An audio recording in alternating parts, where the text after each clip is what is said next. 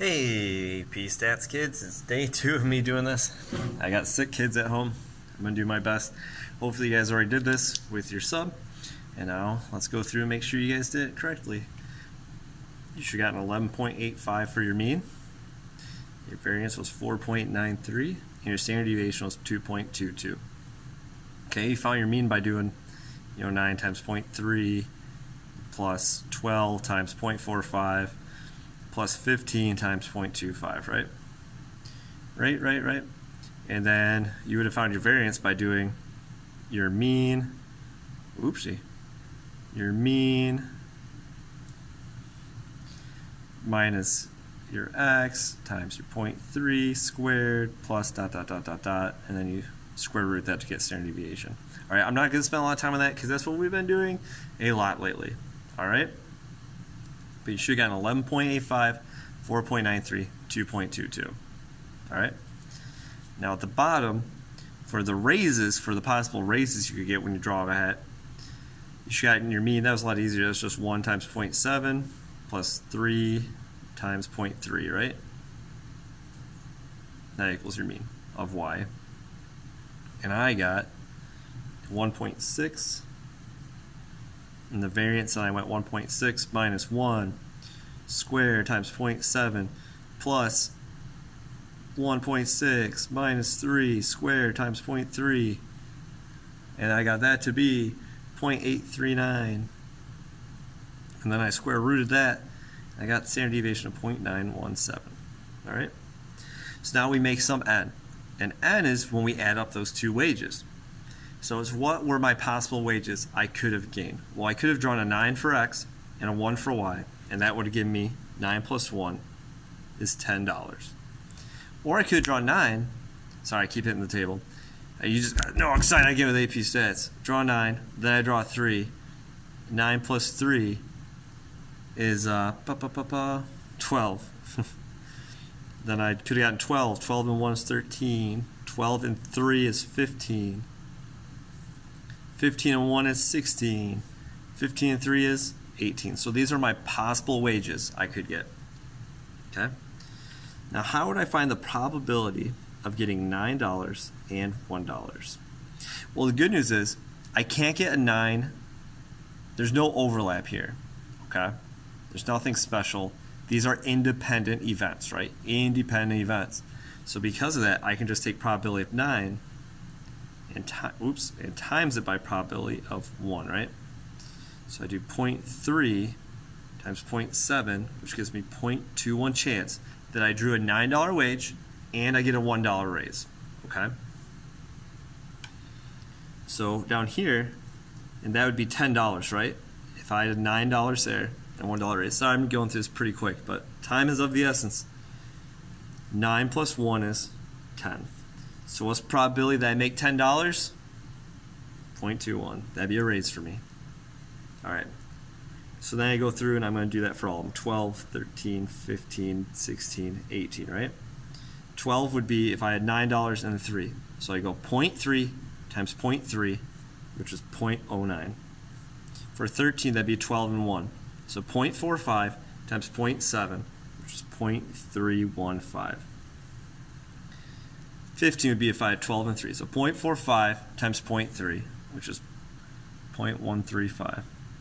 16 would be if I had got $15 wage and a $1 raise, which would be 0.25 times 0.7, so 0.175.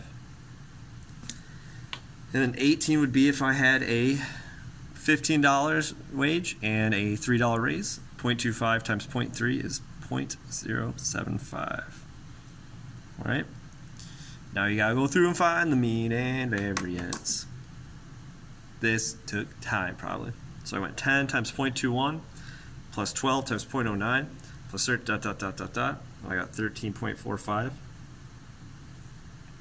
For variance then you would have went, I'm just gonna do the first one. 13.45 minus 10 squared times 0.21 plus 13.45 minus 12 squared times 0.09 plus ... till you get to 18, right? So last one would have been 13.45 minus 18 squared times 0.075, And when I added all those up, I got 5.76.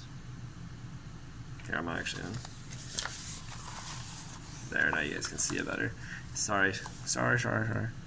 And I square rooted that, and I got 2.4. Oh. Now let's see how these related. The mean was 13.45, which isn't that the same as 11.85 plus 1.6?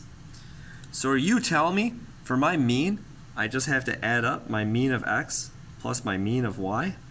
Yeah, I am. You could have just done that, and you wouldn't have had to find the mean the long way. Oh, mamma mia. Now look at the standard deviations. This one's not so obvious.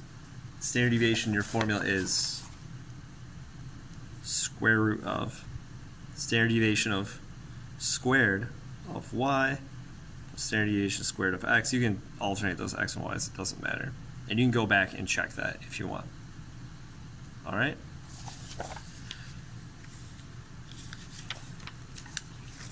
What's the big idea?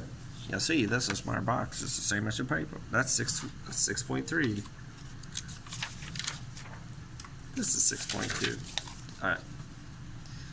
Important notes.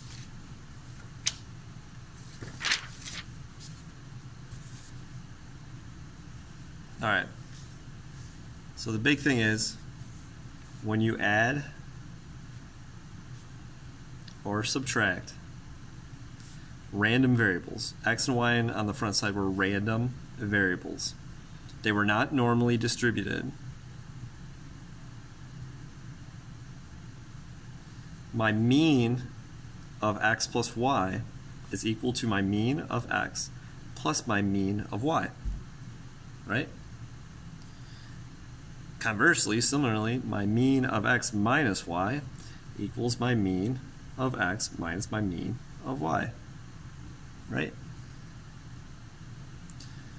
Now for standard deviation, my standard deviation of x plus y equals square root of my standard deviation squared of x plus my standard deviation squared of y.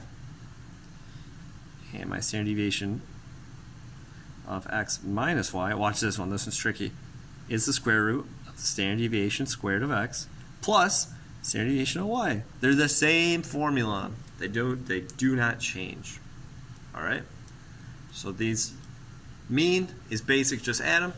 Standard deviation, you got to do the square root of, think of the Pythagorean theorem, square root of a squared plus b squared for standard deviation. That can help you guys know it. Now what happens though if these are normally distributed? If they're normal distributed, there are no formulas. So you have to find the new standard deviation and mean. Again, if it is normally distributed, you have to actually go through and do it the long way. All right, there's no shortcut. All right, now when you do your check your understanding, I'm going to give you a big hint here. Standard deviation is no, I'm not. For 3, I'm not. Just know you have to multiply it by something to get it. All right? All right? Good luck, guys. Sorry I'm not here. Have a great day.